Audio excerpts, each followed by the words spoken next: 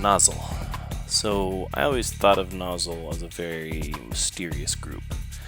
They were kind of churning out scratch beats that were almost always an instant favorite of mine. You know, some loopers will come out and there's some good and some bad and some weird beats on each looper, but every Nozzle looper would be these like dark, heavy scratch beats. The kind of beat that, like, when it comes on at the scratch session, you know, all the cut killers are drawn to the mixer like a bug to light. It comes on and you're just like, I have to scratch to this beat now. So yeah, the beat you hear behind me now is Lone Wolf's Sinister Funk, which is a great title that kind of sums up his scratch beats for me. So yeah, I was really into their beats, and then I think around 2006ish, maybe 7, I heard their music, and I was like, what the fuck? Like, these guys were making incredible scratch music, on par, maybe even better than other scratch music that's kind of considered the pinnacle of scratch music. So things like Phantasmagoria, Sketchbook, this was that level. Super slick production, subtle scratches, unique genres for the style of music, kind of all over the place, and all using scratching. So yeah, I, needless to say, became a super fan right away. The guys themselves were always kind of a mystery to me. I couldn't find videos of them like together, you know, and I was always seeing like little snippets here and there of them, and of course on the Nozzle channel on YouTube they started putting out all these scratch videos with like really dope scratchers to these super dark Lone Wolf beats, and they're just kind of like mysterious to me. And I think it was around 2014 when I went to Scratch Games. I had the pleasure of meeting Maroon, so he's the other half of Nozzle. And we ended up that night heading out to Gillies, sitting there until sunrise, kind of drunkenly discussing the Nozzle history. I was asking him all the stuff about Kirky, about Lone Wolf, and just, you know, cutting in general. And then I guess about 4 years later, I was talking to Lone Wolf a lot online about some stuff, and he decided to come along and visit Berlin for a Sample Music Festival, and we got a chance to hang out. Which leads me to the track I'll play before we jump into the discussion with the guys. So 10 years after their first album that I'd heard, which I believe was The Man Who Brought Us Here Has Vanished, but I might have the title wrong off the top of my head. But then they put out Vanished tracks. So this was, I think I remember Jimmy saying that it was like some stuff that they kind of hadn't fully finished, or, you know, that wasn't, they didn't think it was ready at the time, and then it kind of got put to the side, forgot about, and found on a hard drive, and Jimmy pushed them to publish it out. So I snagged a CD off of Jimmy Penguin, and then yeah, I mean, it was awesome. So, like, you know, in my car I have a CD player with a little USB and Bluetooth, and of course, you know, music comes and go over the Bluetooth or USB or whatever, but that's the Soul CD, and it's been in there for years now, and I keep playing it, you know, every week it gets weekly plays. Like, it's, you can listen to it from the beginning to the end and then repeat it and not be tired of it. I don't know how to describe that. So I guess that gets to the rest of my story. So me and Lone Wolf were driving to Red Mist's house, which is way the fuck on the edge of town in Berlin. We were sitting in traffic. And of course, the CD was in, but I didn't really think about it. I turned up the volume, and for some reason I got kind of slightly embarrassed. I don't know why. To feel like having it, listening to him, and have him sitting there. But he went on to explain each track. So he went like into it, like how he thought this one wasn't finished because of something, or how the idea of the song came up, or the samples came about. It was awesome. Like, so I was really in bliss. I was like hearing all the little details about it. So the track I picked to play here before the thing is not like a hardcore scratch track, which we know the guys can do. But I picked this because it's a real interesting one for me.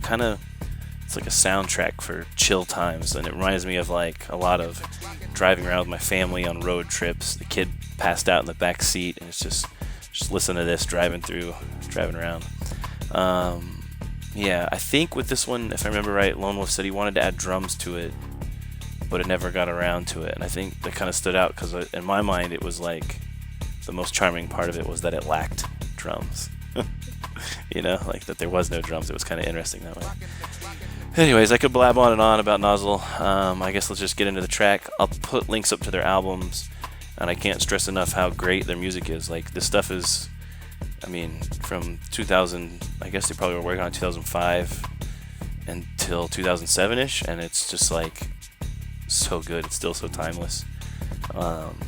Definitely top scratch album, scratch music ever. So yeah, listen to it. And not to mention all the dope beats, loopers, videos, performances, videos they put out. So be sure to support the guys if you can. They're selling stuff here and there. Grab an album, grab a digital or a vinyl one, and give back to those dudes for giving us so much to our culture. So enjoy it, and see you next time.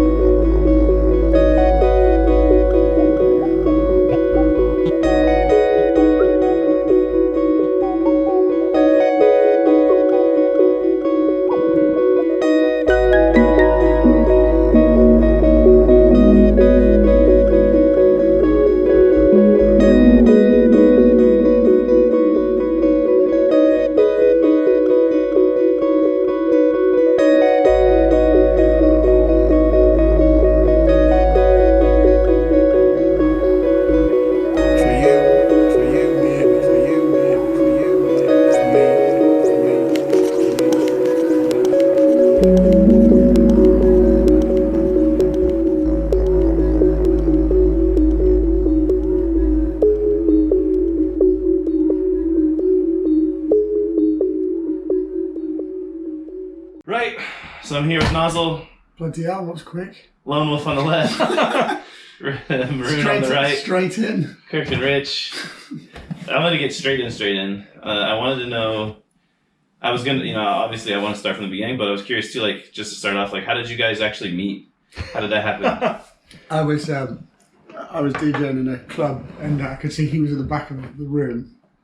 At the back of the club, and he had a homemade T-shirt with Qbert and Craze on it. That was Miss Mastermind. Yeah, it was Qbert and Craze, I'm sure. No, I'm telling you, it was right. Qbert Miss Mastermind. And then homemade Mixmaster Mike shirt. No one has them.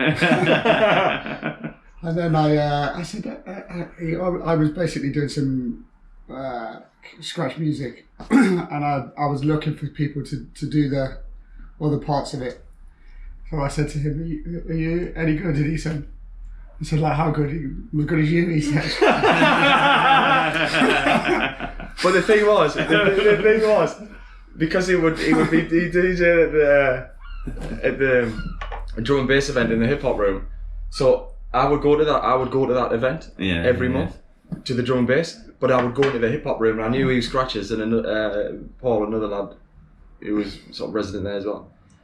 So I would go through, and I'd be pretty much hanging around. Yes, I like hip hop, so I'd be listening, but I'd be listening out for him and Paul doing some scratching, and then sometimes I'd be going up, kind of scratch pestering him, just like, yeah, do some scratching there. They said, no, we have to do it at the end, or no one wants to hear it for a lot more than 10 minutes or something like this. So it's just like, come on, mate. Have you got any Mixmaster Mike? What was the Mixmaster Mike? But what year is this? 2003. But I'd just been this when I would go to the other rooms, this was about 99, 2000, 2001 really for you. It would be about then. Well, it would have been because then I went to Australia for a year. But when I was in Australia, I was going to go and send you some stuff anyway. So when I was coming back, I don't know what you mean. I was going to send you some scratch stuff because obviously you could scratch. Oh yeah. But who do I know that scratches near me? No one. There's still no one. So I was going to send you stuff anyway to see if you wanted to do some scratchy stuff. So it doesn't matter. It was What happened after that is that we would practice the stuff, and we were trying to just like do it. We did one show where we practiced for that, and but then Cookie would come back every week, and he would have done stuff that was basically better than what I'd done. And I was like, fucking hell! And then after that, up my game like every week. Nice. Okay, so yeah, anyway, go back to, I was just curious about that, but back to the beginning, the very beginning, like, I guess either one of you, doesn't matter who wants to start, but like, how did you first get into like music or even scratching, or what was that, do you think that first step that got you to try scratching or got you towards scratching? Well, we started about the scratching about the same time. You were about maybe half a year before. About 97. I think it was. Yeah, no, I was like late 98. But mine was initially like Funkmaster Flex and Cash Money stuff on the Westwood.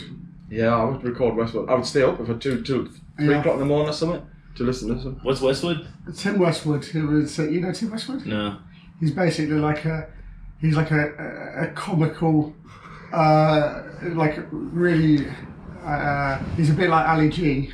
But he was like the main hip hop presenter in this country. Okay. But they'll do the live shows with like Funkmaster Flex. Yeah, and they did all that stuff. He was on BBC or one of those, or? Then I just a radio. Yeah, radio on show. Radio 1. Yeah, Radio 1, yeah. I'd set the alarm for those live shows and record on tape and record some of those. Because they were at like middle of the night, you said. Yeah, kind 3 in the of morning. thing.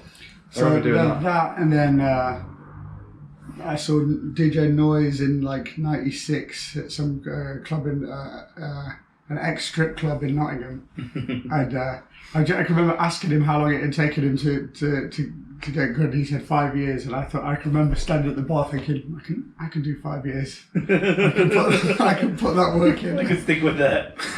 That's funny, man. And where was this the whole time? You guys were in Nottingham, or where were you? No, we met in Newcastle. Newcastle, right? But I'm from Nottingham. Okay. He's from Sunderland. Yeah. So when did you first get your turntables? Was that the first turntables you got in 97? You never had turntables before then? No. And no friends around, like No friends. having a cut. That's it, no friends. But no friends with turntables or anything like that. No access to them basically without going out and buying them. Yeah, basically, yeah. So sorry. Okay. So but I've had my turntables since when I was about 13. I was like begging them for Christmas because I'd be listening to like ravey stuff. It's pretty like happy hardcore, some gabba and some jungly things. So, but I'd get some like the ravey stuff. But I'd always like the ones with the drum break, like the Amen style underneath it. So I was always looking. I just wanted them really. But then you've got little access, it seems a bit daft with now with the internet, you can just go look for whatever. But then, if it's not in your record store, and in Sunderland, it was just like happy hardcore stuff. My friends would give me some tapes. Yeah. A couple of friends, so you just sort of listen to them. So I thought, I can do this mixing, I can do that. Yeah. So I was, for Christmas, like I said, 13, when I was 13, I pretty much begged my parents to get some. And I got some belt drives. Mm-hmm. And I did, and they had like the little pad cut-ins. Yeah. So I did try and scratch, but the belt drive, it was just jumping like this. On the turntable, there was a pad. No, on the mixer. Oh, on the mixer. Yeah. You know, you're like on the Portishead one where I had them, and I was just giving it that. I thought, this is easy. This sounds really good, and it's very easy. But I was doing it kind of that way.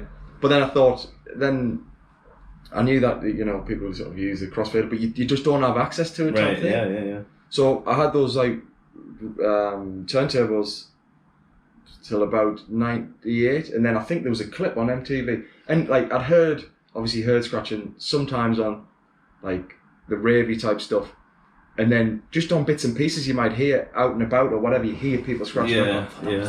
But I didn't know how to get it. I went to a festival in London called Fresh 98. It was like a hip hop festival. Travelled down on the coach from. That rings a bell. Travelled down the coach from Nottingham, and there was a guy on the bus, and he had basically bootlegged a load of like tapes, and he had made up like a best of Qbert tape, like all of the MC performances. That's sick. Demolition Pumpkin Squeeze music on the other side of it, and then all of the Dream Team stuff and everything like that, like Invasion of the Octopus People, all on the other side of the tape. It just blasted you with it. I basically bought that for a tenner, and then that was it. Nice. So in about '98, I think it was on MTV or something. They showed a clip of the DMC stuff. '97, no, yeah, but maybe '98. And there was a little clip of it. I was rewinding. I thought, wow, this is amazing. Like, when do you have access to that on the TV? Rewind, rewind. Yeah.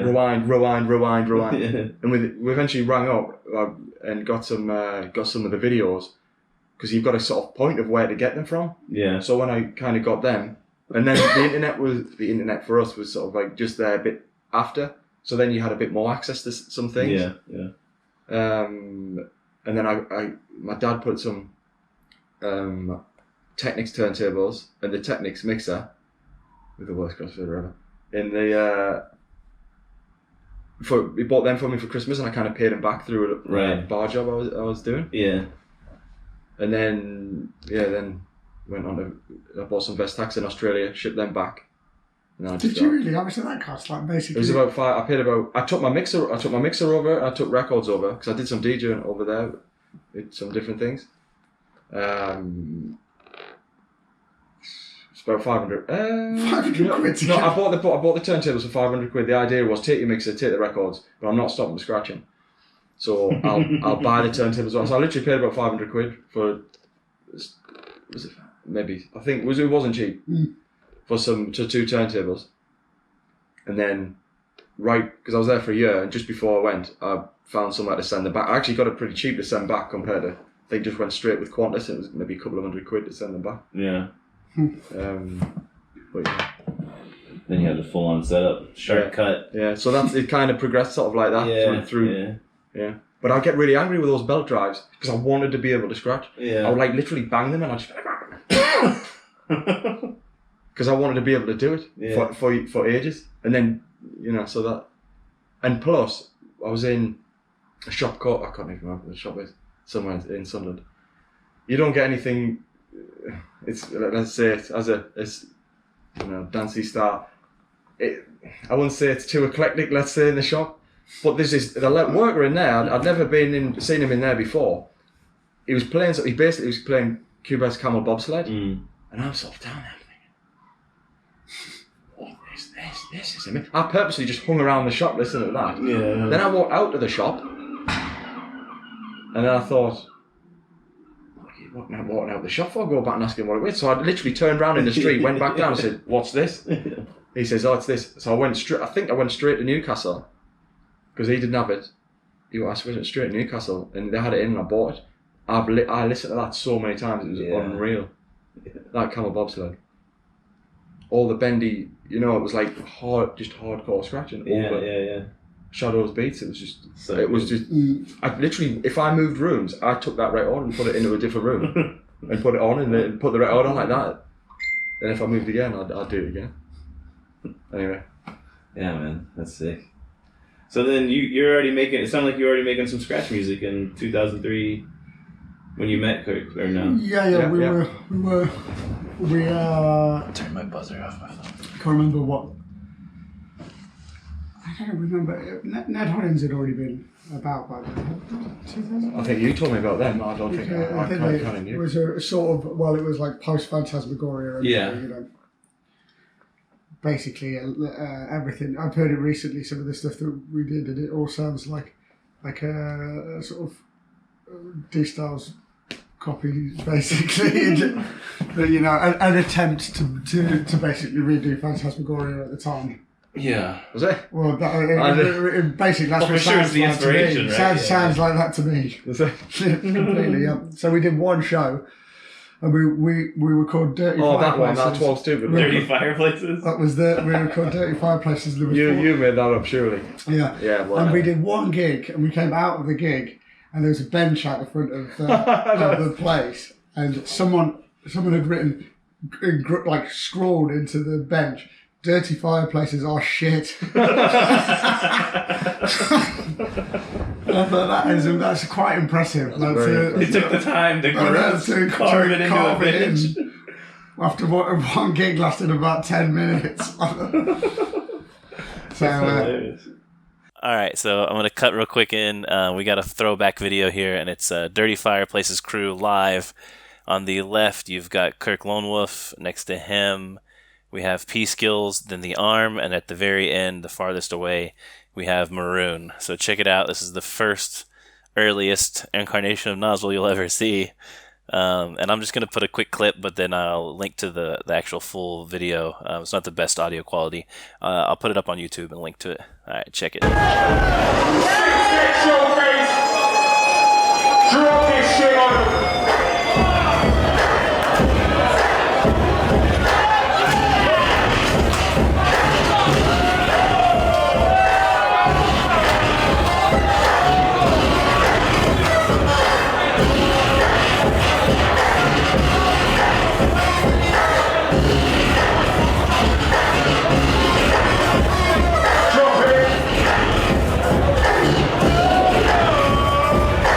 But then you must have already been making some music or doing something before that, no? Or you just went straight in like, no, fuck it, we're making scratch music? All I wanted to do was, I only wanted to make scratch music.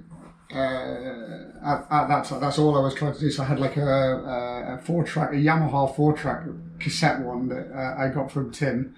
And I was basically just using that, and then realised that it was obviously, once I had this like a little idea, and I couldn't continue it once I'd started it, so I had to get it right in one go, and then it was all this just on a tape with like loads of ideas of things that never went anywhere. And then I ended up teaching music technology for years, but only because I realised after making some scratch stuff, and then I was getting my mates to mix it, and then I realised how that was basically 50% of the job. Like you've got to put all that work in, so making it sound even and nice. Yeah. And then what about you? That was the first thing you tried as well, music-wise, like creating music or recording music, straight into scratch music? I think it's kind of I think you were making. You were using Reason at the time, and I think that's what I seem to remember. You were making scratch beats. Yeah, I was making some beats. So you just went straight in, but like what, you know what I mean? Like how did you get started? I played about with it before. I'd played about with even something like Fruity Loops. I had to go before with Oz, and I was doing some like I don't know what they were, just like kind of beats, but like sort of heavy things. More not really knowing what I'm kind of doing. The side of things and the scratchy side, or what do you mean? With the beats themselves. You were also making like jungle, just trying to be trying stuff, some of that and yeah. But before, like right before then, that's not even Fruity Loops I had to go off before. Made up some just beaty style things, just playing with it really. But before then, there was like an even basic one called like I don't know Ray VJ or something like that, where you just literally put blocks in. Like I had to go one of them. But even before that, chopping up sound files. I would go into school. You know, they remember the Talk Boys in Home Alone? You know that? My brother had one of those. I took it into my lesson, and I put it in my pencil case, and I was recording, like sampling the teacher doing his lesson. That was maybe about third year seniors. When people say, well, how do you get into making music? Don't mention Home Alone with the Talk Boy. Home Alone's amazing. That's genius. The Talk Boy was cool. I never had it, but my cousin had one, you know, and I was always like, that's so cool. Like, funnily enough, we actually did have a Talk Boy. Me and my brother. Me and my brother used to make tracks on it. That's what I'm talking about. So I do like I would sort of. I said to my friends to make like little like story things, so we'd make up like stories and we'd like kind of act them into it like that, and we'd get like props like we've got some balsa wood for like breaking bones and stuff, and we're snapping that. It was like a little radio broadcast on this Talk Boy. Doing Foley kind of sounds. Kind of sounds, but like doing the sounds. But I was like, come on, let's do some like acting things. But I remember using like the 3.5 floppy disk or something, and some of those sounds I was recording, like I can't remember how I got them on there, but I'd record sounds of the teacher, but I'd be chopping them up in my dad's like a Windows 97 thing, you know, like I think a lad in school told me, oh, try this, so I got hold of it. So I was literally chopping either side of these WAV files, only enough to like fill a disk, which isn't much. So I was kind of having a go of stuff there. That, I've completely forgotten that I used to have an S2000 when I was about 16. Oh yeah. Yeah, but I didn't really do. I didn't have the patience for it.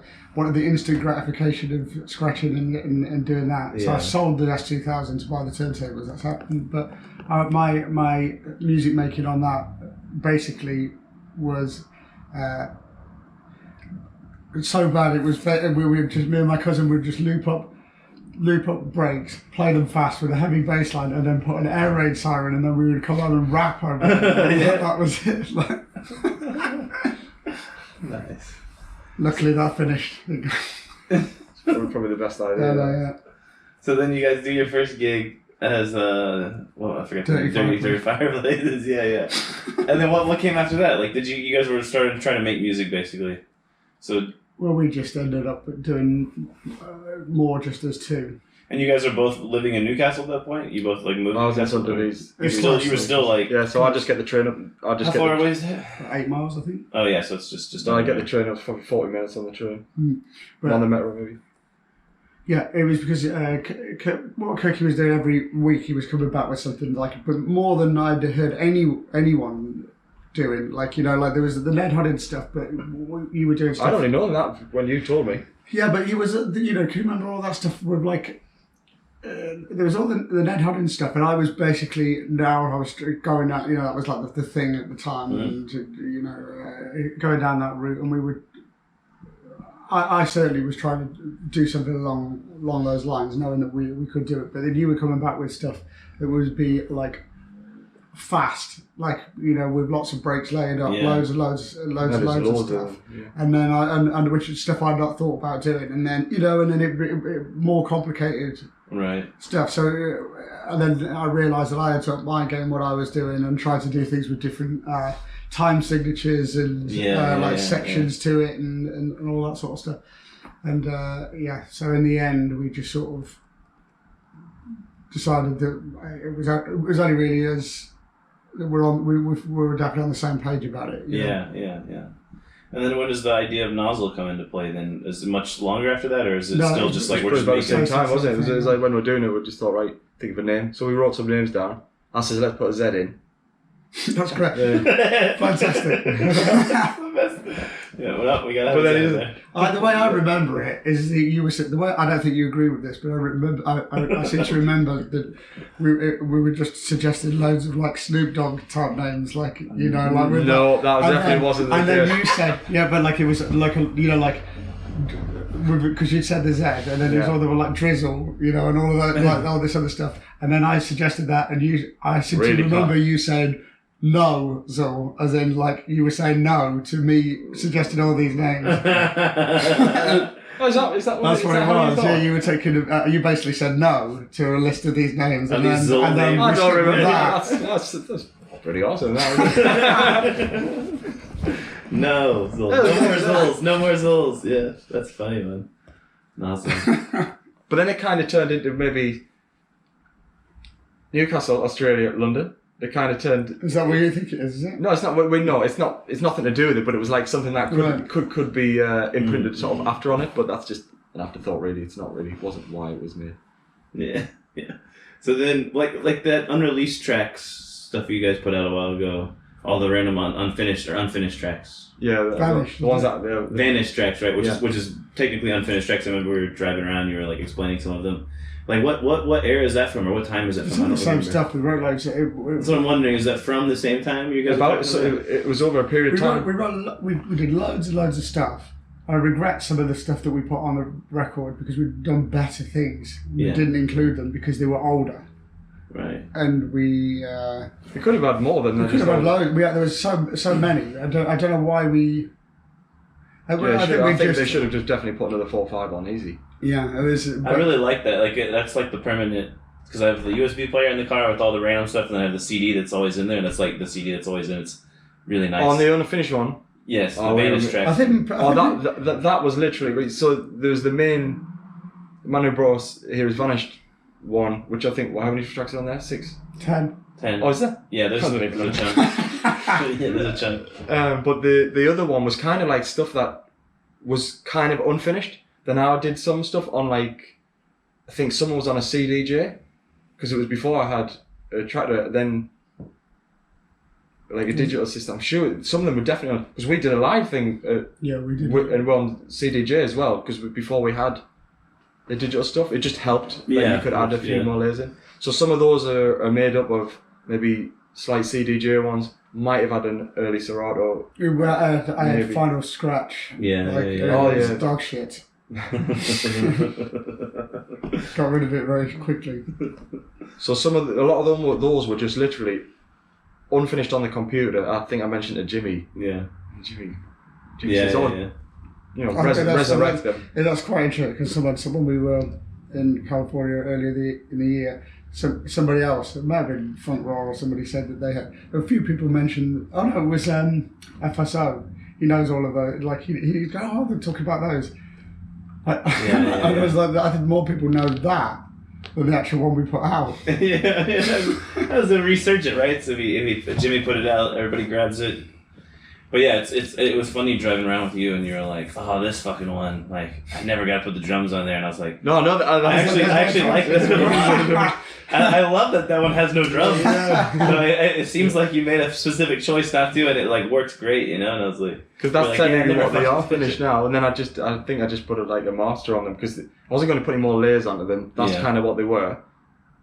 Some were more finished than others. Mm. I couldn't get back into remix them right.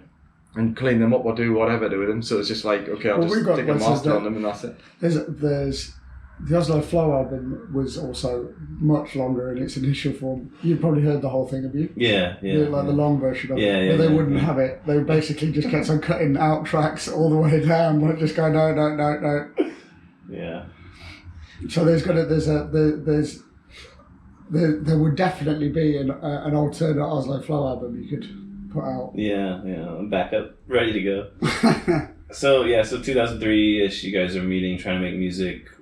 When did you put out your first actual music release? Then what was the 2006. 6, right? Yeah. Yeah.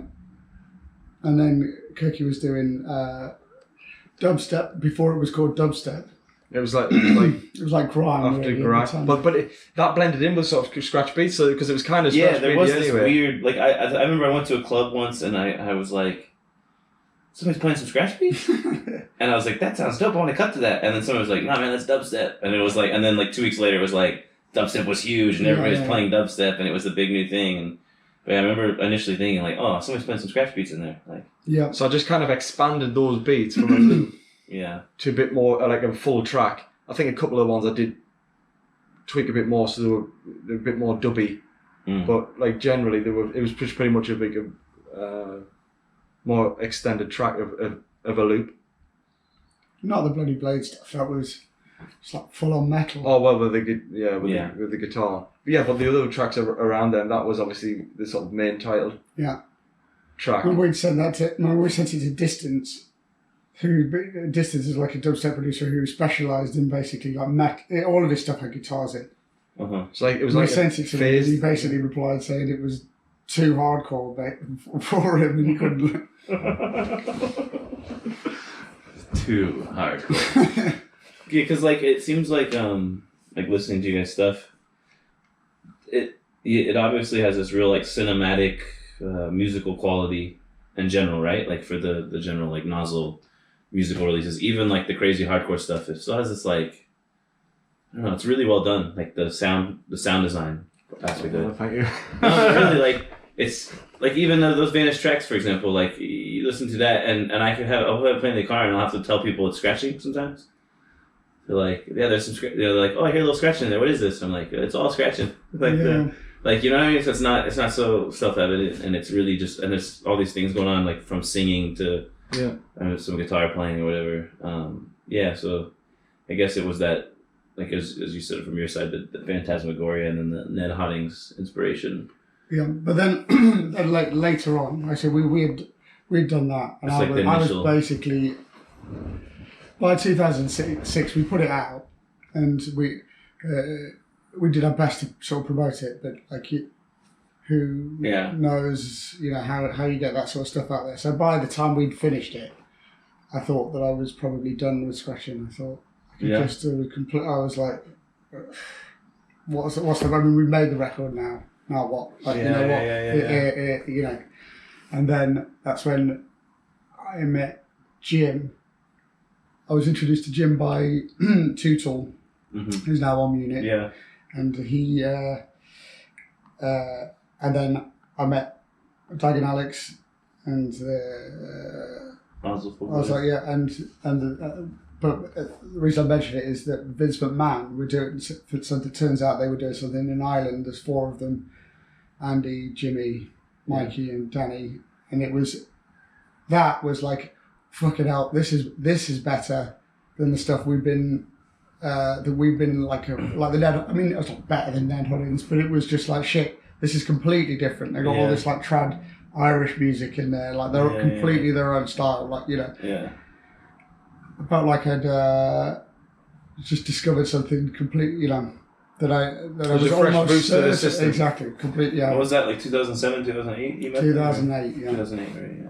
Well, I met Dag and Alex and Jim in 2006. How did you meet them? Because I mean, they're on the opposite side of the UK, basically, right? Who? From where you guys, because they were down south, right? And you guys were up north. Who? Jim and. Oh, Jim. No, I'd moved to London by then. Oh, okay, so you moved to London, and you're still up in Sunderland, then. Yeah, when this is going on. Yeah.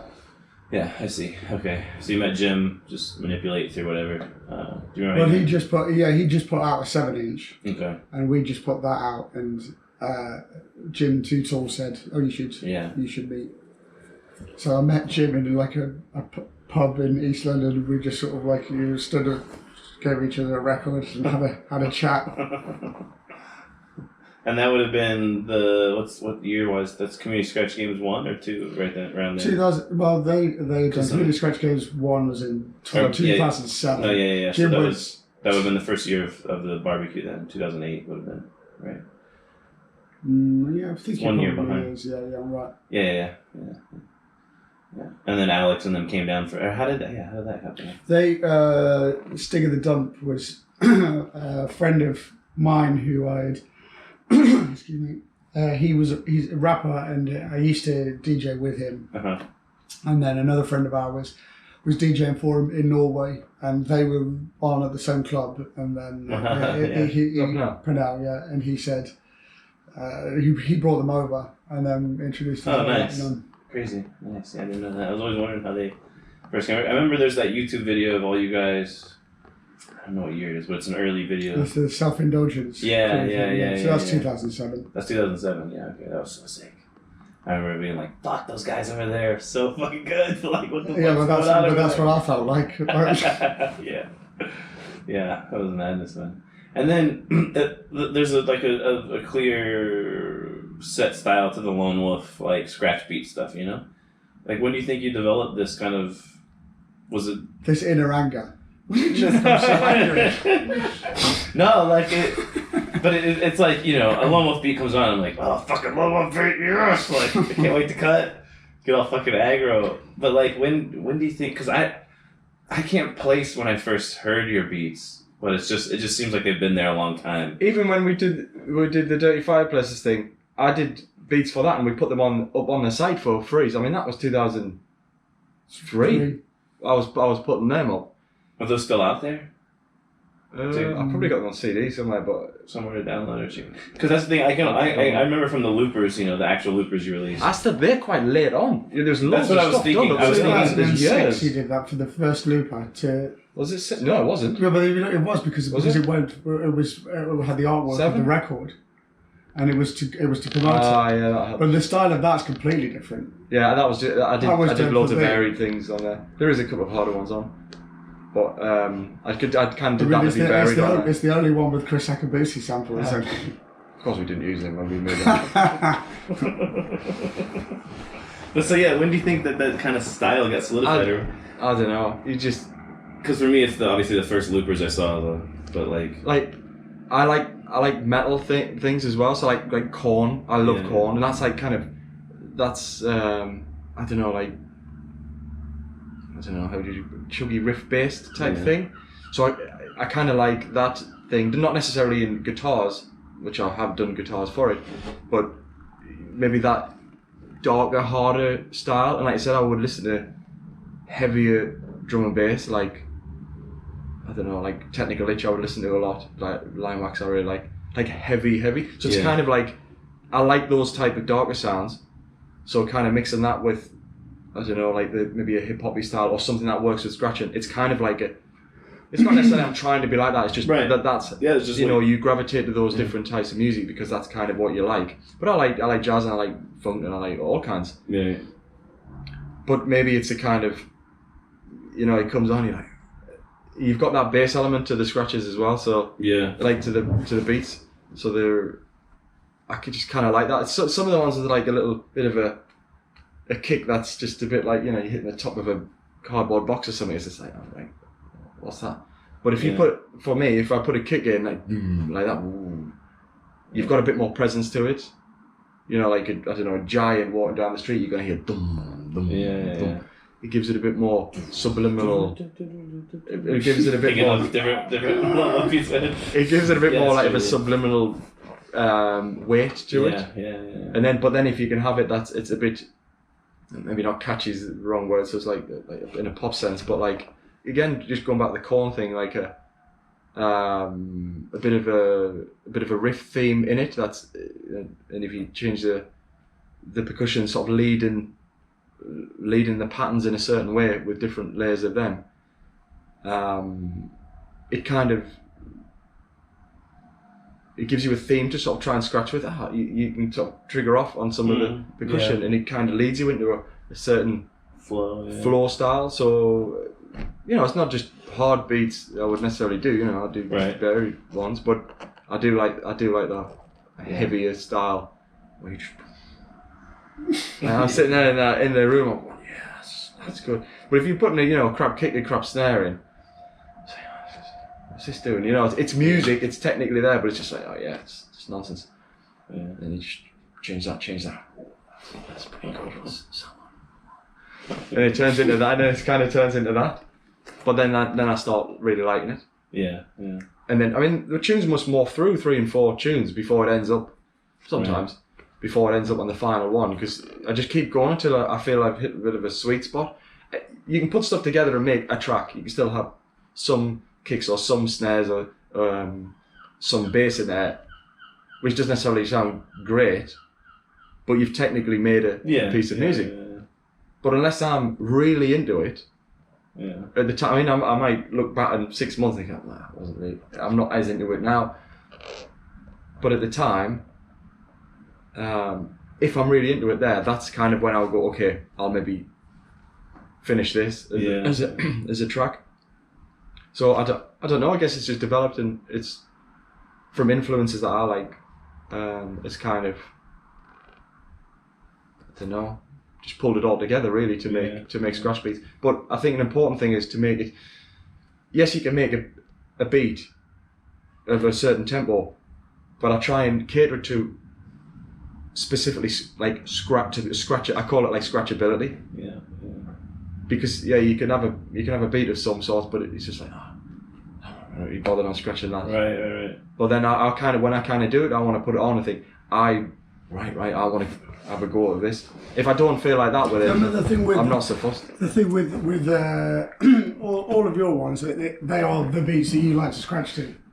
Because I do like slower ones type of thing. Like I'm not kind of lazy with it, but I don't know. I'm just a bit more. I quite like that rather than like doing like a massive sprint and just blah blah blah. It's just like I remember Bernard Purdy Bernard Purdy if you're in Britain, but the drummer. Funk drummer, he's made he's giving it this. He mentioned about his drumming style. I remember, I'm sure it was him. The position he had of the drums and how he would drum, and he's really funky. But he says he's quite sort of lazy with it. He'll try and do at certain speeds where he's trying to be not without being mega fast, but still having a certain pattern or rhythm or something. So I guess that's why I'm sort of comfortable at that. I like that speed, maybe rather than just like one where you just go on, or like 95 BPM. It's just like I'm not bothered. 110. He's the 110. We found he's the official 110 BPM king. Very comfortable. It's my natural body rhythm. It became official at 11:35 p.m. on Last night? on Thursday night. Thursday night, I see.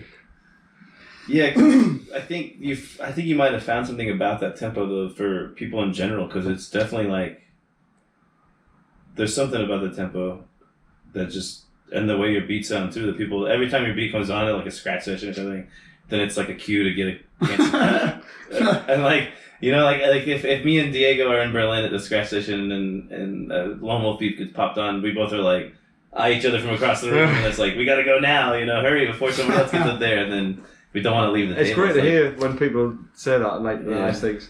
It's so true though, like it's, yeah. It helps. And then also the guys who can't cut very well, I'll walk away. This is too crazy. This is too heavy. Yeah, it is true. I've heard that a couple of times.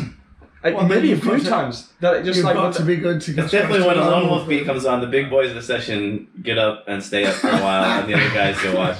I don't know what it is, but I've seen it in many countries. I've seen it in like many groups of people.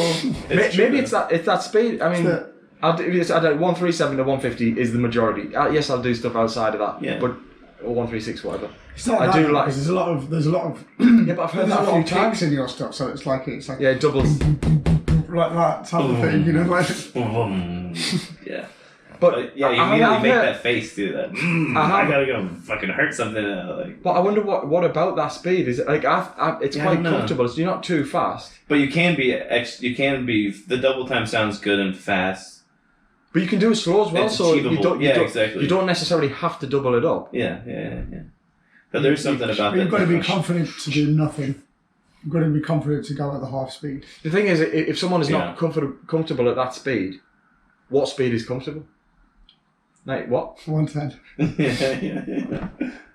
Yeah, Is that the divvy speed?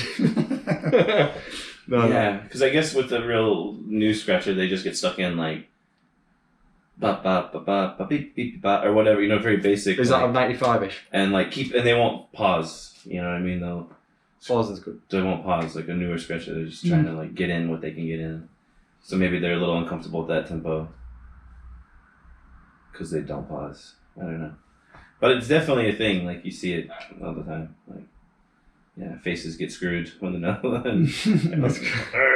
let's go. Yes, let's go destroy. That's that. good, but that's. I'm pleased that people think that, because that's how I've tried to do it. Like you just want to be able to go and Yeah, I mean that's what it scratch sounds like. over. You're like that's your intent is I want ones that To I be want a to scratch over. yeah. Like I want to hear and scratchability level. Yeah, that's definitely Whether it's a quicker one or more of a half tempo. But then, as you say, I put the extra kicks in to give it that quickness, so you can just quickly double up. Yeah. And so you can have the slow tempo, which I would call maybe a theme maker. I like to call.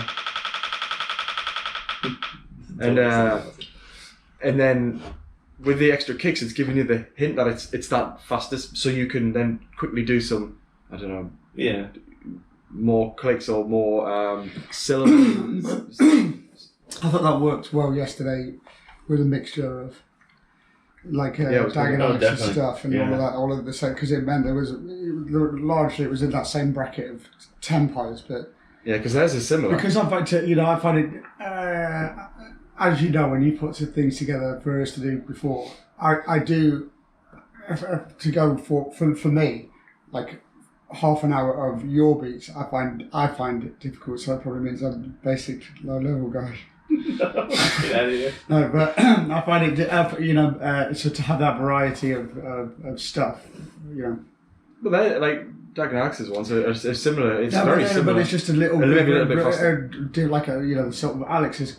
Like you say, you can tell one of yours, you can tell one of Alex's. Yeah, you yeah, can for tell sure. One of Dag's, like you can spot that, and immediately it makes you do different things. Yeah, yeah. Just to, Yeah, you yeah. know, like.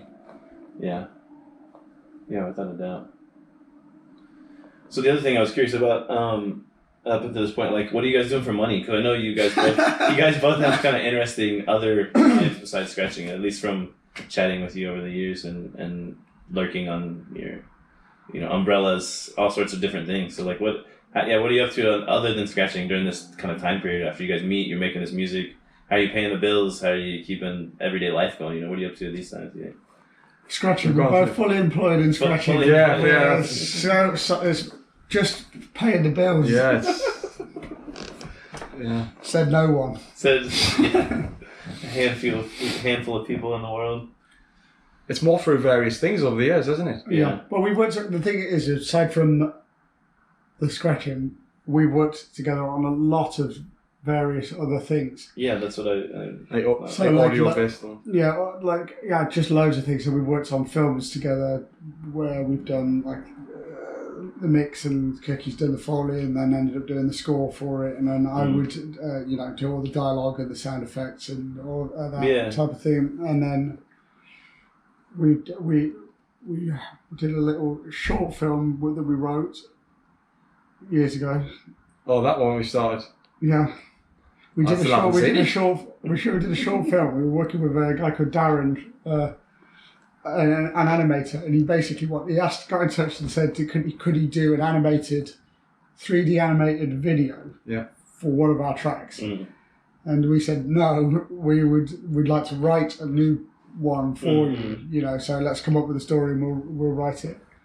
And it was going to take 6 months. It took 5 years to do it. Well, you've still never seen it. No. But and in the end, he was so used to the temp music that he'd been using. He said, I don't want to use your music." So we wrote the story, but we never actually put any music. It was good as well. Yeah, so we've done. It feels like Kirky's has always been my go-to guy. If you need something doing, if he doesn't know how to do it, he'll learn how to do it, and he'll do it well within a short period of time. Thank you very much. All right, that's enough. Keep going. No, he's I think I could quote you as saying he's a bit of a Renaissance man. Did I say that? Yeah, a few years ago. Gillies. Don't remind me when I've been drinking. Gillies at 5 in the morning. Yeah, 5 in the morning, and the Gillies is like. Yeah, well, he's a bit of a Renaissance man. I'd say there ain't much around, but he's one of them. Very good. This finding some new things out here, Richard. This is very nice. Well, like when he decided he was going to get into drawing, and then drew a massive A0 tiger with a pencil that looked exactly photorealistic after that. Yeah, that's exactly what we're talking about. You're like with the drawing, just out of nowhere, like suddenly we'd had artwork done for things he'd never mentioned to me once he could draw, and then comes up with a photorealistic tiger. I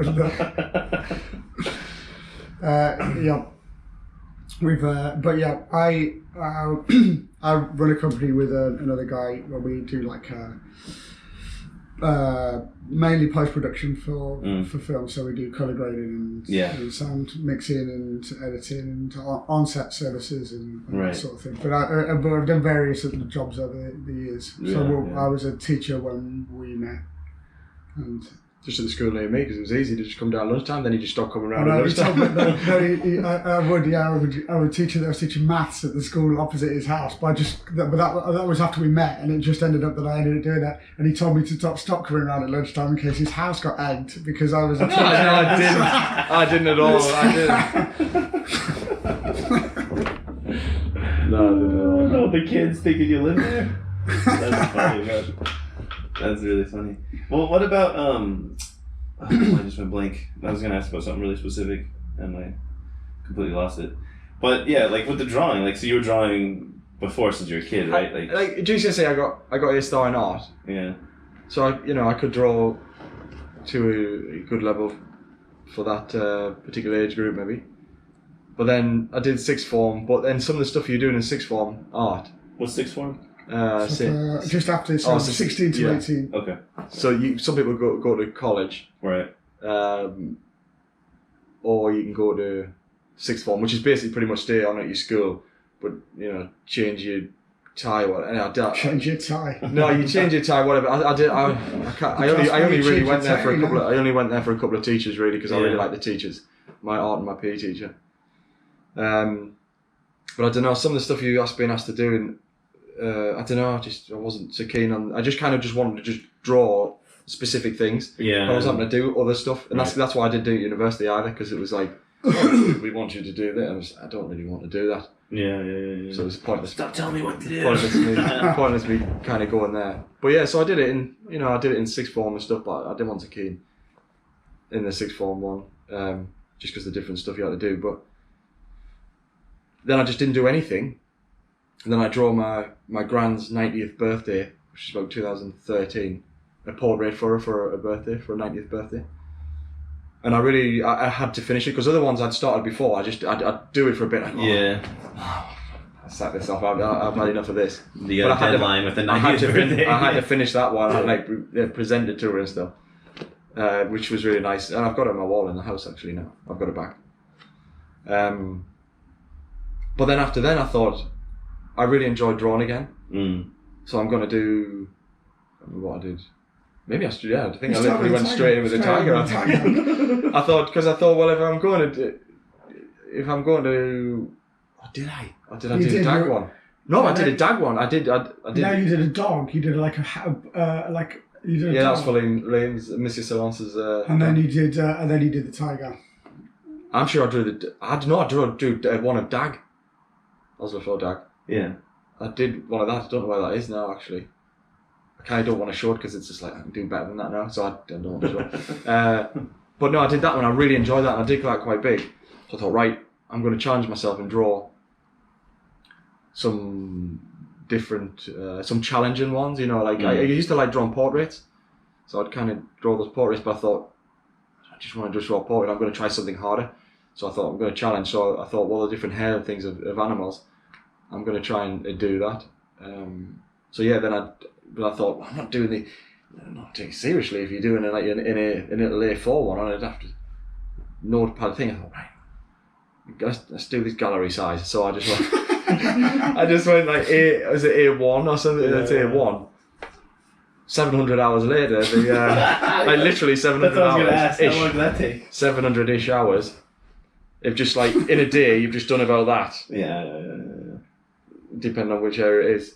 Just like loads of different layers. But then I thought, wow, that's done really well. I really like that. So I thought I'd get some prints of them. I thought, right, if I do 6 or 7 of them, I knew that would take a long time. You know, I could go and maybe see how that goes in the sort of art world.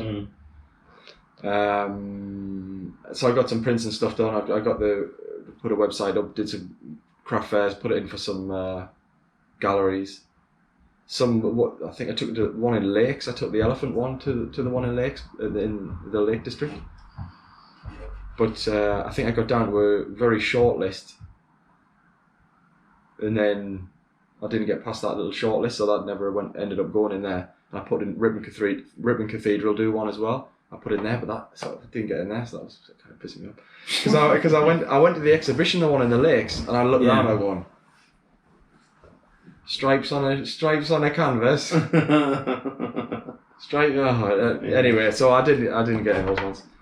But then I had the idea of, for some reason I really like umbrellas. Like I just really the aesthetic of it. Maybe it's just like, you know, it keeps you dry. Maybe the practicality of it keeps you dry, but I don't know, it looks kind of cool. That's what I always say about you. Kirky loves umbrellas. Well, not loves it, like I've just got like a million umbrellas, but I don't know. Say what you like about Kirky, but he loves umbrellas. So then I thought, oh well, something a bit different, just having, you know, like something would happen in the craft fairs, be like, oh sorry, I've got loads of pictures up, I've got nowhere to put them. All right, but your work's really good. Okay, that's still really nice to hear. And I thought, well, how else can people enjoy art without having necessarily putting up on a wall?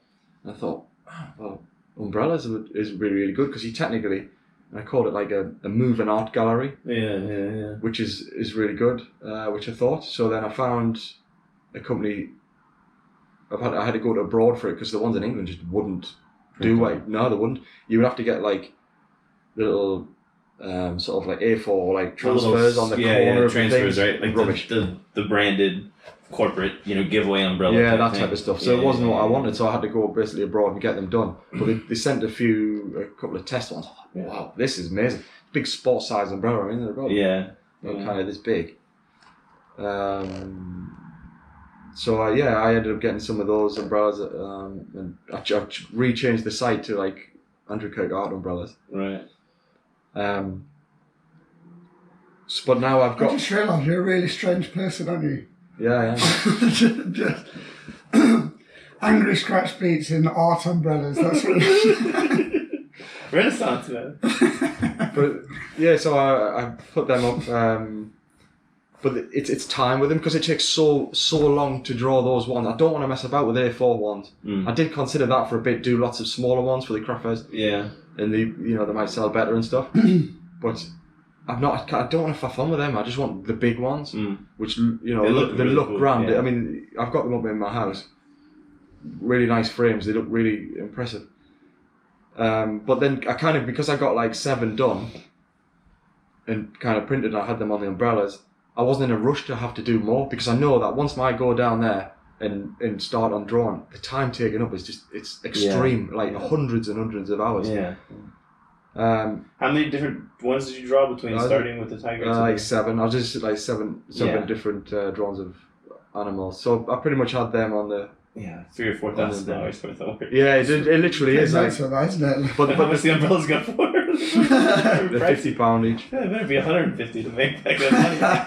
But yeah, That's why it's difficult. You see, it's like, crazy. Like, as a money, if Luckily, the money's money rolling in man. from the scratch stuff. all those loopers. Yeah, I could have just scaled down and have lots of different variations, but I don't want that. So I'm taking the hit with that. But as I've got so many, like 6, 7, or 7, I'm kind of not in a rush to have to do some more. And plus, with my time taken up doing other stuff, the scratch stuff and all, just all the different like music-y things that I'll be doing. Yeah. It's literally time in a day. I can't wait. Hopefully in a few years, if some things change around, my time will be freed up loads. Yeah, there's just no time to get it all done. It's literally not enough time. Like I can see. That's just getting old. Like, I used to remember really wanted to be busy in life, and now I am busy and I'm fucking devastated. Like I can see a week planned out already just by thinking there. Yeah. And you can kind of write off 5 or 6 days. Yeah. I mean, I've got a video to put up on the Nozzle channel already, but it's time taken to do it because I did those beats for the Clash of the Titans final. So I was up to make them and then, mix them, master them, so they're all nice and sounding good. Then you because that's kind of deadline. So I fit them in to do that, and then I had to move straight on to practicing for yesterday and try and find the samples and stuff and go Did you through. stick to the stuff? Yeah, I did. Did you? Yeah. Good. I'm glad somebody did. But so I was doing that, so trying to fit these other things in. Yeah. And then just before them, I'd just been finishing the Nightwolf album. Right. So, but then I've done the, then you have to like do the design for it, art design for the cover and stuff as well. Then you have to sort the cover out. You have to sort the cassettes out, and the time's just massively taken up. So if hopefully in a few years that will change, and then I'll be able to put a lot more out and do a lot more stuff. But what about some Nozzle music?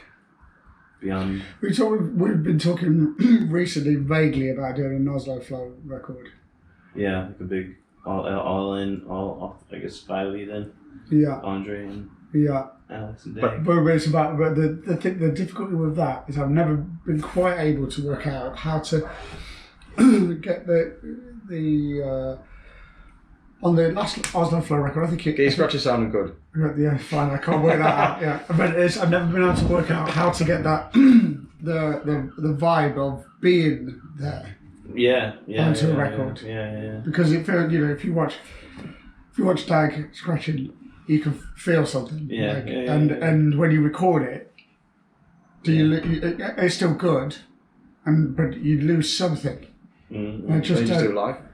Yeah, we do it live. What we did on the Oslo Flow record at points, and I think I might try doing this again, is we recorded the line in, but we also put a mic in the room. And so on certain tracks on the Oslo Flow record, there's a mic in the room recording the clicks of the crossfader as well, laid on top of it. Giving that feel, maybe that energy. And just let it talk. Little bits of talking and all that. Just try and put that in there. That's good. That's really good. Yeah. But maybe it's just to do it live. And film it really well or something. So there's a. Do you want to film it? No. I'm just not good at filming. It's just upstreams. Plug the GoPro in and let it do its thing. But get Captain Crunch on that one. Yeah. Yeah, he's got the massive gimbals and all that dumb shit and the pro editing. But I've been wanting to do some just Nozzle stuff anyway, which I think I said It's when but you you gave me know, this the thing award. is, it is Time. time. It's Absolutely I know it mental, is. you know, because Yeah. the thing is that even for this, with the show we were doing just now, I've just finding the time. We all want to do it, Right. But the reality is the only way it's going to happen is that, you know, those lads came to my house and we had to just go, this is it. It has to be done in this period, and you have to time limit it. And once you don't have any rules like that, and you give yourself a bit of flexibility, it disappears and you'll never get it done. Yeah, that's really hard to balance for sure.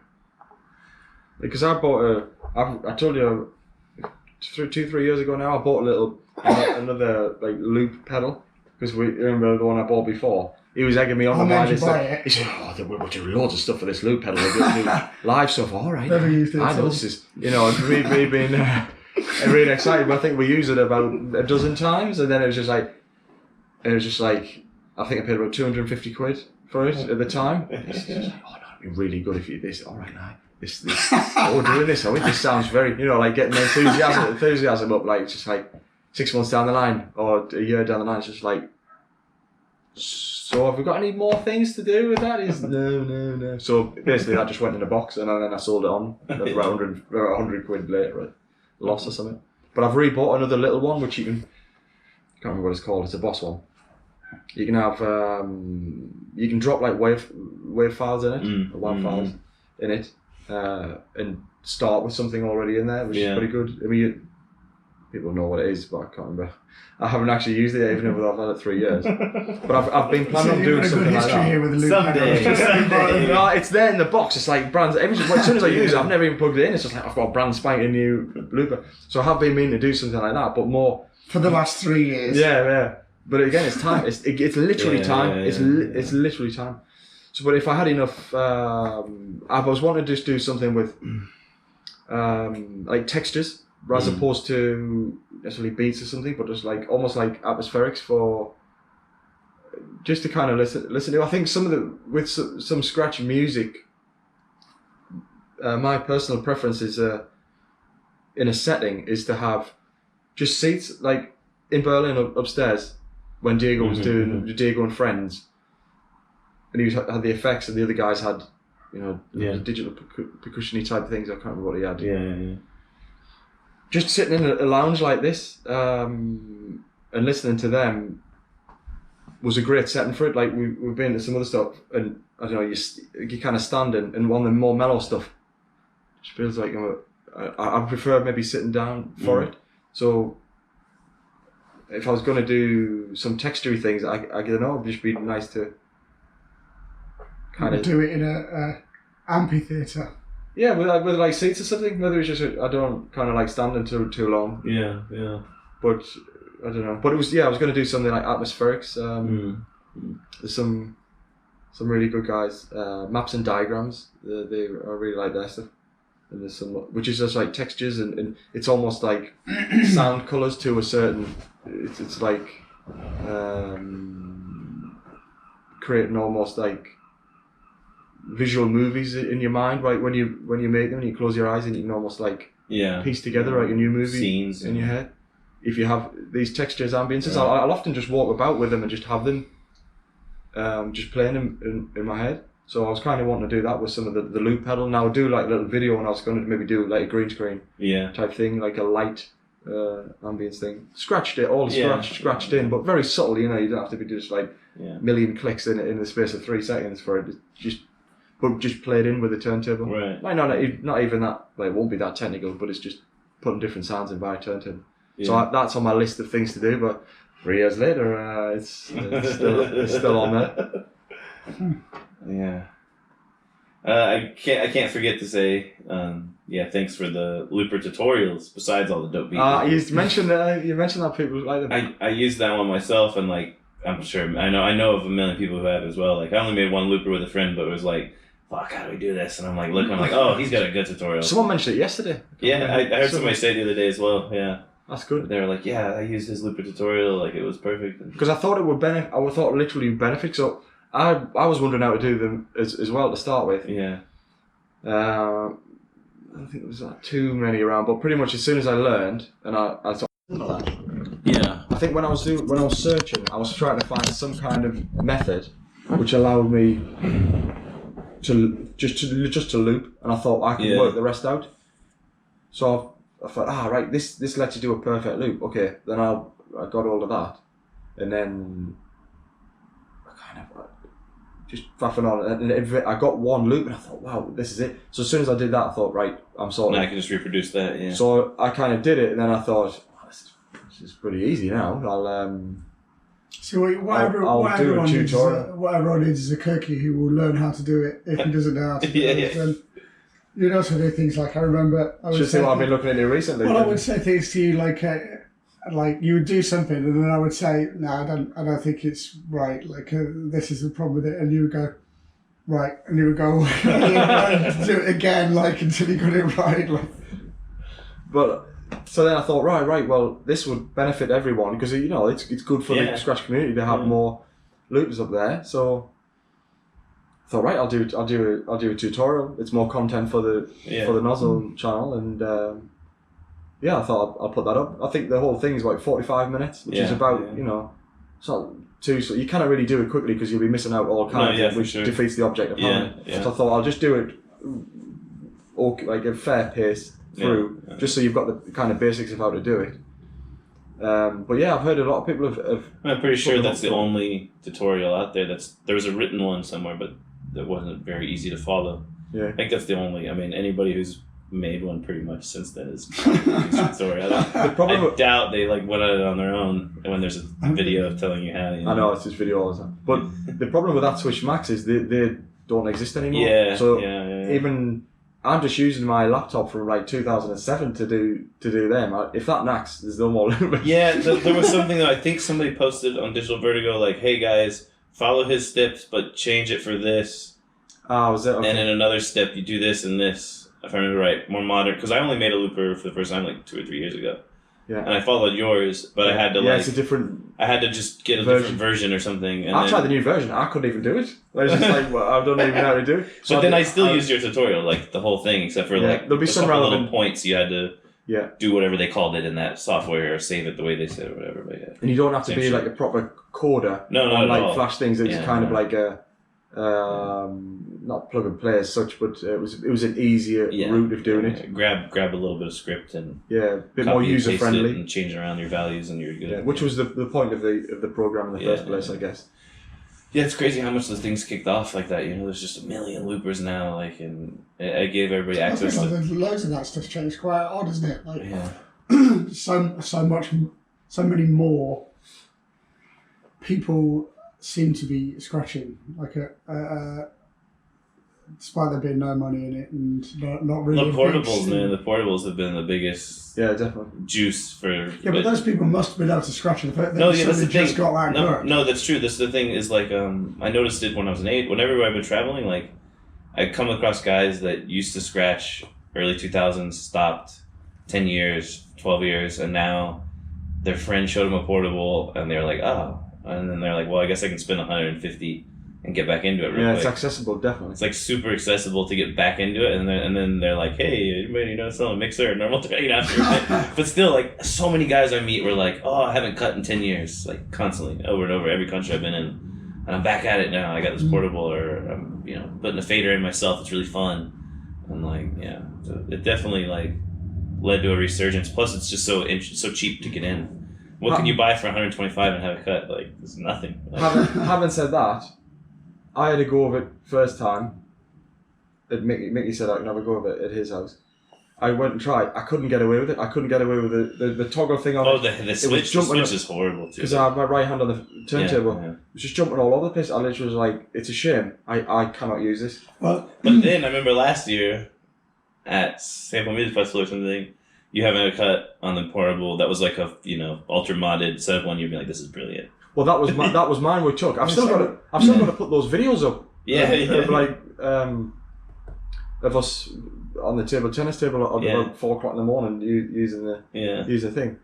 So that was mine. But the first time I used it with Mickey's, I didn't I thought I cannot use it. It's just jumping all Well, over the the place. switch as I well. don't like the switch. I couldn't. I also was like, this is Fox. Then he got the little fader in. That was an improvement, but it was still jumping. I thought I can't do it. Then you bought the fully modded rough tone one. I bought it because I'd seen Kodak using it at Jimmy's house. Yeah. And I thought, okay, I can use the scratches all from here. Yeah. All there, and I realised I'm all up here. Yeah. And I was like, shit. Like if I get this, then I'm going to do something.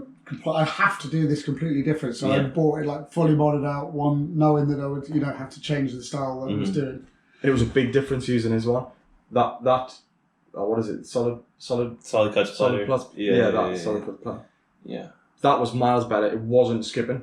Yeah. And then you had the Shure cartridge on, so that was just making a not skip. Yeah. And I had the fader on as well. So I thought this, I was quite enjoying it. It was still awkward though. Like even then I bought it and I still find it awkward. But I got the quantum fader when we tried in Berlin last year. I got the quantum fader. Thought this is miles better. And then I had Cy holding it for me so it wasn't sliding over. So scientist that travels around Europe holding people's phones. So he was holding that. So I thought that's good. But since I've been back, I got like the plastic, what is it, like a gutter guard from the DIY shop, which is like crisscross. It's a bit flexible, but it's still quite strong. Flexible mesh kind of. Yeah, then I got the grip, the non-slip grip stuff. You put like plates and that on. I got some of them. I glued that on, top and bottom. Then I put two little brackets, metal brackets. I attached them, glued them on. And put grips around them. So basically it's fully gripped up with still a bit of flexible. But when you put it on the table and you put your portable on it, I've measured it so the quantum goes in perfectly. Yeah. And I've measured it that on a normal turntable, because again I'm trying to get it to as close to a good setup as possible, to a proper setup as possible. I've measured the crossfader distance between there and where my hand is on a big turntable. I see what you're saying. So it's about, I don't know, say it's about that. Yeah. And I've lined it up, measured it, whatever, put it in. So now, pretty much when I do that, it's the same feel as if I would be on a turntable. Yeah. But it does not move. The fader just doesn't shift. Like you see some of the others on the Velcro stuff.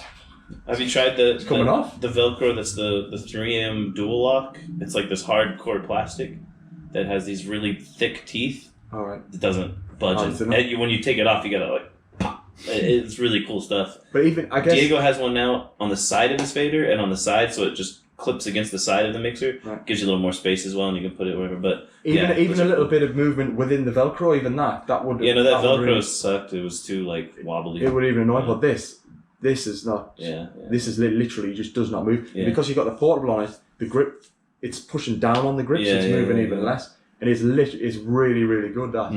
That's a different ballgame.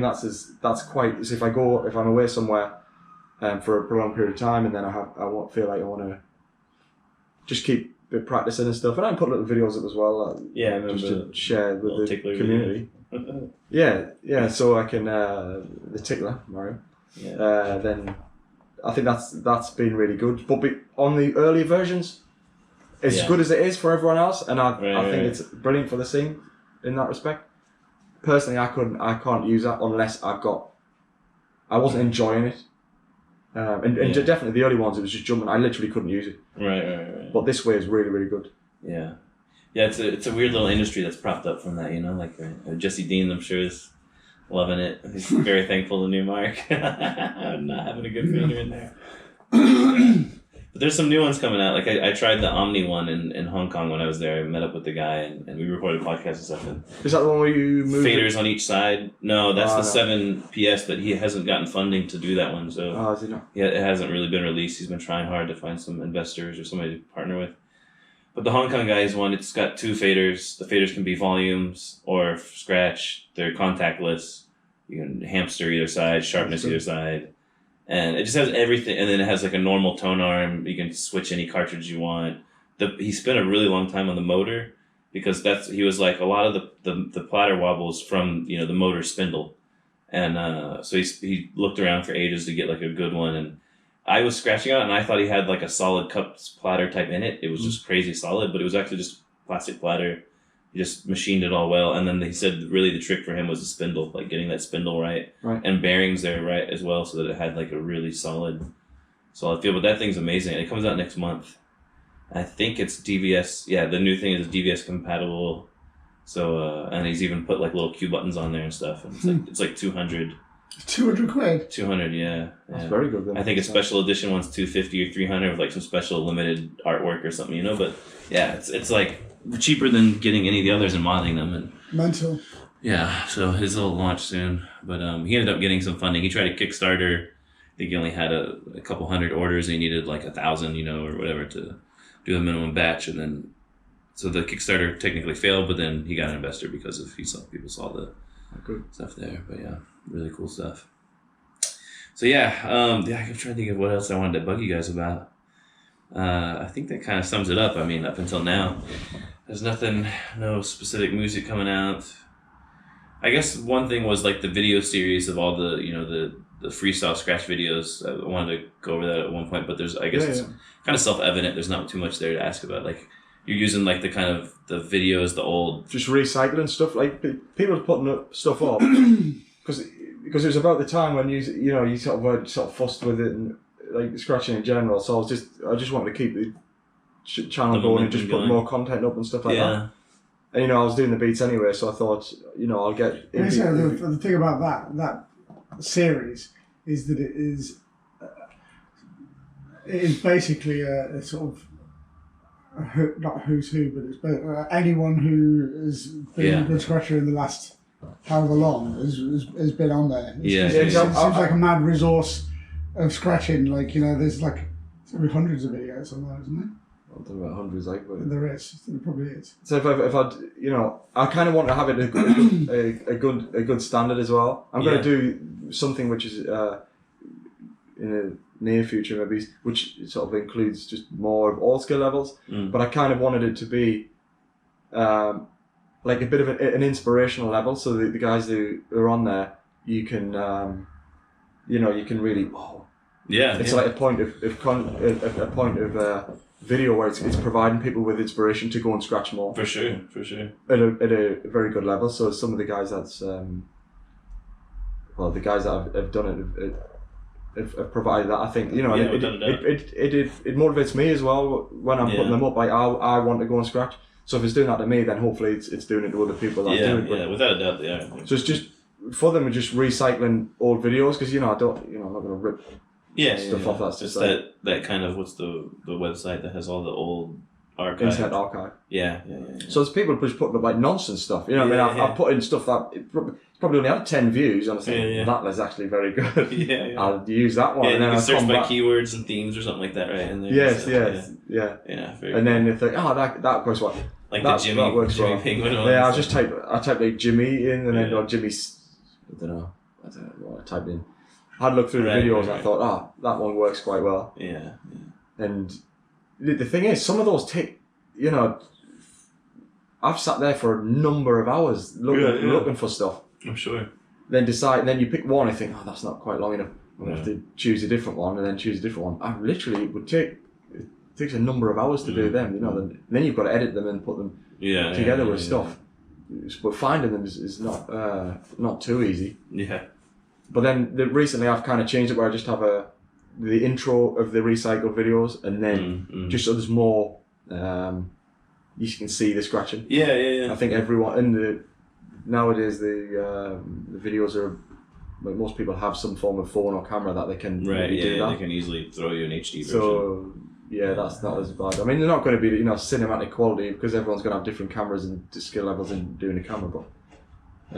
It's not that, you know, you just want to have some good scratching on. So it's fun putting them up, and then Has checked him one? No, I sent them one. Oh, is he? Right. Like some I've sent them. You sent him Kirky sent him the beat for 12 years ago. So like, it's funny. So NOZL Floor, literally the best and worst of sending me stuff. So Alex is probably the fastest one to just get a turnaround. You send something to Alex, I've done it, Kirk. The next day. And no. Dags 12 years. It's been about 12 years. Yeah, we were doing one with Kodak for Playground recently, and I was like bugging him every day for like 2 weeks, and then I'm like, dude, the deadline is basically tomorrow, and he's like, hold on, and then 30 minutes later I get a file, and it was super dope, and I'm like, you just did that in 30 minutes? And he's like, yep. I was like, you could have just done that in 30 minutes 2 weeks ago. I'm fucking bugging you every day, and he's like, been busy, sleeping. Yeah, it was, he did it so quick, and it was so dope. I was like, son of a bitch. So that Kodak video with the baboon looper. Yeah. That's like effortless. Yeah. Just can you record this? Yeah, no problem. Yeah, man. And then so last but very least. What about the Nightwolf stuff? How did this all come about? I think for maybe 10 years I wanted to do like an 80s style, synthwave style, you know, almost like glorifying stuff like, you know, A-Team, Knight Rider, Street Hawk. I was all like, as most people, kids in the 80s growing up in there were liking. I kind of wanted to have that, to do that, like the Drive movie, I think Drive's 2010. I was like, I'm definitely going to... Yeah, you like that soundtrack? I love that Drive film. I really like Ryan Gosling as well. Love that film. So I thought, yeah, get on and do it. But then stuff comes up like, oh, yeah, we have to do this. And again, it's time. So then it gets put down the list, down the list. But we came back from the Scratch Laws tour in January. I thought, no more. It's getting done. So I literally sat there. I was up till 5:30 most nights, and I just bought some. Because my computer broke last year. Yeah. So I had to rebuy. I didn't just buy the computer. I bought like 3 different screens. I bought a new keyboard, desk. I've done it all out really. So all of that rolled into one. I'm doing this. I'm literally sitting there making that music. I thought this is the best music making experience of my like. I've had really. I just didn't want to go to sleep. And I was gutted when I had to go off and do other stuff so I have to stop. So then I thought, right, I'm going to do about 20 to 25 tracks. The first maybe 6, 7, just to get a feeler of what type of style I would have with it. And then, yeah. Did those 6 or 7 make it to it? Some of them did. A couple of them did. But then I sort of got some other software plugins which had a better sound, whatever. Then I started thinking, I like doing it this way. So I've tried to make it a bit more varied on this first one, with some different kind of styles of sound and thingies. But again, it's just glorifying that yeah, totally. 80s radicalness. The descriptions and stuff as well. You brought some with you, did you? Nightwolf? Yeah. I've got it on my... No, I mean like the you tapes. brought those tapes. Oh yeah, I brought the tape. You should give them to Chili. I was going to do it. As he's taking over off the pub. His merchandise. Yeah, actually, I want to buy one if I forgot to in Berlin. Okay, I'll put them out today. But so I did loads of them, and then we used to be with SRD. Was it SRD for the distribution? With all the records that we'd done, but I found a different route of trying to do it now. So it's a lot more comfortable for me that you don't have to be emailing the same guy and blah blah blah. It's just an online distributor. And then I wanted the physical tapes of it. So we really should put all of the Nozzle recording stuff back up online. Yeah, you should. Like, you can get it on Bandcamp, but for some one day it just disappeared off Spotify. Oh yeah, it did, didn't it? Yeah. It's so weird. It's like, all right, we've never put it back. So odd. That is weird. I don't know how that works. They've only used them for podcast stuff. They just steal from your feed, whatever feed you set up on an RSS feed. So I haven't tried it for music. So after this, when I get back, I've got another batch of about 14 tracks to do to finish, and then master. So that'll be another album for it. But the more like the driving style, because I'm trying to. It's like with every track, it's kind of like a little movie in itself. Like try to build like a story around it, so you kind of buying into the story around Nightwolf. Yeah. He likes driving Ferraris. He does stunts. He mingles with all. He all does this. stunts. Yeah, he does. He's in secret underground drift races. Yeah. Last night when I was out drift racing at 4 a.m. Yeah, he went and played basketball with Michael Jordan just before he played the Bulls game the next day. And stuff like this. But afterwards he taught Michael how to drive on 2 wheels on a Ferrari and then jump like a canyon with minimal damage on the Ferrari. Minimal damage. Yeah. But the government are after him, so he's and all the artwork and stuff you're making yourself, like just straight from scratch, or are you just chopping up elements of stuff, or how you? I'm getting like stuff that's public domain, but then I'm changing it around and stuff, and putting 80s-ness on it, and then changing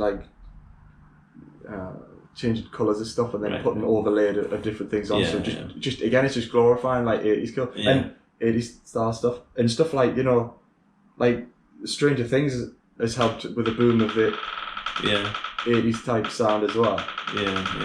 But again, it's not like 80s working class Britain or something like that. It's specifically a movie style. The best of action blockbuster series. Miami. Miami Vice. I've got a box set of Miami Vice. I love that. Stuff like that. Right. The best bits. Yeah, super sick. Yeah. So I should have a lot more of the, and I'm going to do them as often as I do the scratch stuff because it's literally it's brilliant to make. I'm like loving making it. It takes a day to get the main chorusy bits, maybe a bit of a verse and a chorus. Then once I've got a second day, it'll be padded out to the structure of it of the music, and I do it all in Reason. And then maybe another day to like you were just sending me clips of that when you were doing it, and then you would go play video on the screen, and then it would start with like a big car engine revving, and you would go. I'm loving making it though. Like I'm literally sitting there just giving it this. Nice. So I think that's it, man. I can't think of anything else to ask you guys. That kind of covers everything I wanted to know about that I could think of. Is there anything interesting I'm missing about Nozzle or about E-Boys? Trying to think. There's probably quite a few things, but I can't think on the top of my head. I'll have to do another one sometime. Yeah, I guess that's it, man. I don't know. So thanks for sitting down and having a chat about it and going through it all and sitting here with me for almost an hour and a half. Oh, was it? Yeah. Have you eaten? Should we go for breakfast? Oh, I had breakfast already. Bastard. Yeah, I had it right before I came, man, for sure. I'm dying for something to drink though. Get some water. But yeah, thanks, man. I guess I'll go ahead and pop it off now. Cheers, guys. Cheers. Yeah, man. See ya.